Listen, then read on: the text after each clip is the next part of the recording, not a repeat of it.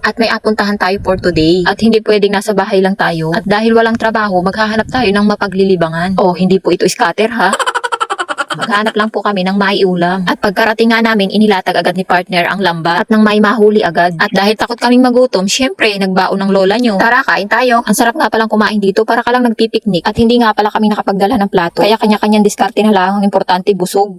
At syempre, nagbaon din kami ng tubig. At hindi pa nga kami natatapos kumain ay maya-maya nga ay gumalaw na yung lambat. Kaya naman pinuntahan ko na agad at baka makawala pa. At habang naghihintay nga kami ng another huli, lafang-lafang muna kami para iwas inip. At maya-maya nga ay gumalaw ulit itong lambat. Kaya naman pinuntahan agad ni partner. At ito na nga ang another huli. At ipinasa niya sa akin at ako na ang naglagay sa lagayan. At kahit pa paano ay magkaroon naman ako ng ambag, hindi lang kumain ng kumain.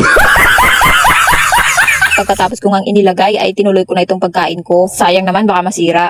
At maya-maya nga ay nakahuli na naman si partner at hito. Medyo malaki nga pala ito at nahirapan siyang tanggalin dahil madulas. At maya-maya nga ay nag-ihaw kami nang matikman nga itong huli namin. At makalipas nga ang ilang minuto, naluto din. Hanggang dito na lang. Maraming salamat.